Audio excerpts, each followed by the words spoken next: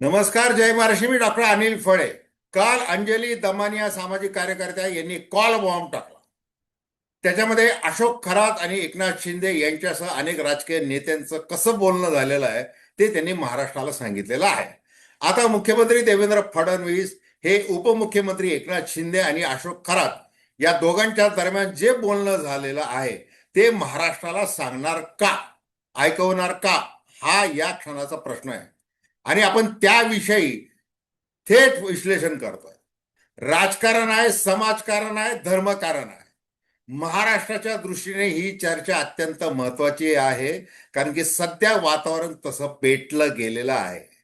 आता याच्यामध्ये राजकीय कुरघोड्या आहेत, सामाजिक संघर्ष आहे आणि धर्माबद्दल देखील व्यवस्थित चर्चा आहे. धर्म अध्यात्म काय फरक आहे. जसं मुख्यमंत्री देवेंद्र फडणवीस म्हणालेले आहेत की अध्यात्म, श्रद्धा आणि अंधश्रद्धा याच्यामध्ये एक पुसटशी रेषा आहे. आता ती रेषा कुणी ओलांडलेली आहे? एकनाथ शिंदे यांनी ओलांडलेली आहे का? काय केलेलं आहे? भलं एकनाथ शिंदे यांनी विधान परिषदेमध्ये व्यवस्थितपणे खुलासा केलेला आहे. अशोक खरातला जास्तीत जास्त शिक्षा कशी झाली पाहिजे यावर त्यांनी अधिक भर दिलेला आहे.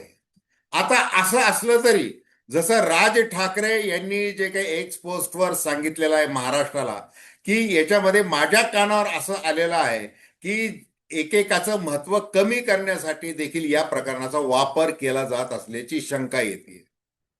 दुसरीकडे सुषमा अंधारे यांनी देखील त्या संबंधी बोलणं केलेलं आहे. सुप्रियाताई सुळे खासदार यांनी तर देवेंद्र फडणवीस हे नरेंद्र दाभोळकर यांचा वारसा चालवत आहेत अशा प्रकारचं प्रमाणपत्र दिलेलं आहे, जे प्रमाणपत्र हर्षवर्धन सपकाळ काँग्रेस यांनी खोडून काढलेलं आहे. एकूण काय चाललेलं आहे याविषयी आपण बोलतोय. तेव्हा दर्शकांना विनंती की चॅनल सबस्क्राईब करावं, सबस्क्राईबचं बटन दाबावं, बेल आयकॉनचं बटन दाबावं, म्हणजे सगळे व्हिडिओ आपल्याला मिळत राहतील.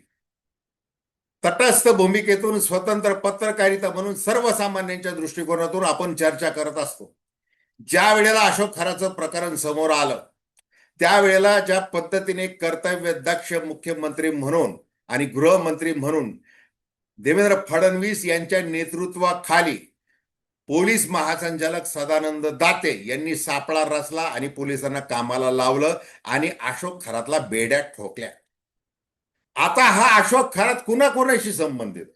जसं अंजली दमानिया यांनी काय म्हटलेलं आहे ते बघा. एकनाथ शिंदे यांचे 17 कॉल्स अशोक खरातला सामान्य सेल फोनवरून झाले होते. यात 10 इनकमिंग आणि 7 आउट गोईंग कॉल्स आहेत. याचे उत्तर शिंदे यांनी द्यायलाच हवे.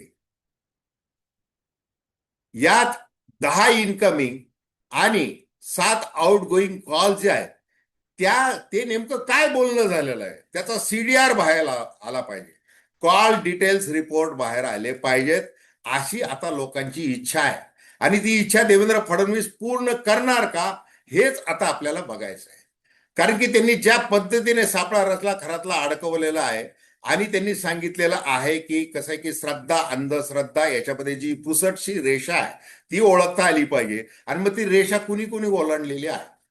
आता ज्या वेळेला दीपक लोंढे, जो दीपक केसरकरांचा खास माणूस, याचे देखील ते किती कॉल झालेले आहेत खरात बरोबर ते समोर आलेलं आहे.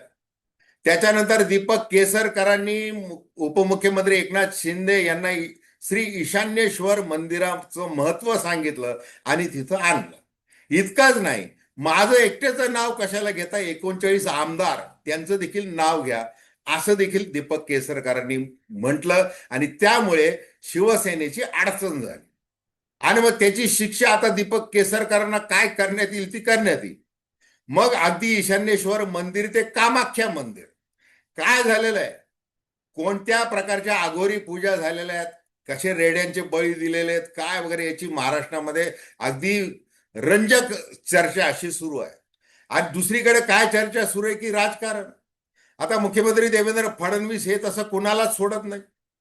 विनोद तावडे, पंकजा मुंडे, एकनाथ खडसे, सुधीर मुनगंटीवार, मग त्याच्यानंतर आता चंद्रकांत पाटील आहेत की काय, कारण की त्यांचे 8 कॉल झालेले आहेत असं अंजली दमानिया यांनी सांगितलेलं आहे. मग हे बाहेर येतंय कसं? आता अंजली दमाने यांनी स्पष्ट केलेलं आहे. मला तुम्ही उद्या म्हणाल की फडणवीसांनी माहिती दिलेली आहे, तर ते तसं अजिबात नाही. मी क्लाउड एआय वरून ती सगळी माहिती काढलेली आहे, हे त्यांनी महाराष्ट्राला सांगितलेलं आहे. याच्यात काही असो, आता एसआयटी चौकशी करते. तेजस्विनी सातपुते यांच्या नेतृत्वाखालची एसआयटी अहोरात्र काम करते आणि अशोक खराचे एक एक कारनामे बाहेर येत आहे. अनेकांचे आर्थिक संबंध आहेत, आर्थिक व्यवहार झालेले आहेत. चाकणकर, त्यांच्या बहीण वगैरे काय ते सगळं झालेलं आहे. सुनील तटकरे यांचे देखील कशा कंपन्या, मग तो आकाश चौधरी काय वगैरे वगैरे ते सगळे आरोप सुषमा अंधारे यांनी केलेले आहेत. हे सगळं महाराष्ट्राच्या समोर येत आहे. अतिशय बिभत्स असं चित्र महाराष्ट्राला बघावं लागतं. आणि जो महाराष्ट्र पुरोगामी महाराष्ट्र, सुसंस्कृत महाराष्ट्र, प्रगतिशील महाराष्ट्र आणि अगदी देवेंद्र फडणवीस म्हणतात तसा तो आता 1 ट्रिलियन इकॉनॉमीकडे निघालेला महाराष्ट्र, या सगळ्या महाराष्ट्राची काय झालेली बदनामी झालेली आहे पूर्ण भारतभर. आणि एक लिंग पिसाळ ज्याच्या तोंडाला रक्त लागलेलं आहे, अशा प्रकारे तो नरबळी देखील घेतोय, आर्थिक व्यवहार करतोय, शेकडो बनावट खाते तो उघडतोय, महिलांचं लैंगिक शोषण करतोय. हे अशा बरोबर राजकीय लोकांचे संबंध कशासाठी पाहिजेत? ज्यांच्या हातामध्ये सत्ता आहे. 2013 मध्ये जादूटोणा विरोधी विधेयक संमत झालं. त्या कायद्याची आजही प्रत्यक्ष तशी कठोर अंमलबजावणी होत नाही, अशी टीका महाराष्ट्र अंधश्रद्धा निर्मूलन समितीने केलेली आहे. आणि नुसती टीका केलेली नाही, तर पोलीस महानिरीक्षक यांना सांगितलेलं आहे की तुम्ही हे कठोर अंमलबजावणी करा, प्रत्येक पोलीस ठाण्यामध्ये तो अंधश्रद्धा निर्मूलन कक्ष उभा करा वगैरे वगैरे, ते सगळं सांगितलेलं आहे. आता या समितीने अजून एक मागणी केली की ज्यांचे राजकीय संबंध आहेत, जे राजकीय नावं येत आहेत, त्याविषयी देखील सखोल चौकशी केली पाहिजे. मग अशा वेळेला एक जबाबदार नेता म्हणून आणि महाराष्ट्राचा पालक म्हणून मुख्यमंत्री देवेंद्र फडणवीस करणार काय, असा प्रश्न आहे. आता याच्यामध्ये काट शह वगैरे, गळे कापू राजकारण, एकमेकाचं खच्चीकरण वगैरे, ते सगळं आपण काही वेळासाठी बाजूला ठेवू. परंतु आज गरज आहे की याचा कुठेतरी आता मुळासकट ते सगळं बाहेर आलं पाहिजे. आणि मग ते मुळासकट बाहेर येऊ शकतं. मग हे सीडीआर, मग आता 21 मिनिटांचा जास्तीत जास्त कॉल झालेला आहे एकनाथ शिंदे आणि यांचा त्या खरातचा. त्याच्यामध्ये काय म्हटलं गेलेलं आहे हे कळणार का महाराष्ट्राला, हा प्रश्न आहे. आणि ते कळायला पाहिजे, अशी लोकांची इच्छा आहे. ती पूर्ण करणार का मुख्यमंत्री, ही इच्छा आहे. ते राजकारण वगैरे जसं आपण म्हणतोय की ते बाजूला ठेवा ते सगळं. पण आपण काय या पिढीसमोर काय समोर ठेवतोय, जे सोशल मीडियामधून ते सगळे जे व्हिडिओ प्रसारित होत आहेत, त्याच्यावर अजूनही बंधन टाकलं गेलेलं नाही. एसआयटीने नेमकी काय चौकशी केली, कोणते प्रश्न विचारले, खरातने काय उत्तर दिलेलं, हे व्यवस्थितपणे सगळं बाहेर येत आहे. मग कॉल जे झालेले आहेत ते का बाहेर येत नाहीत?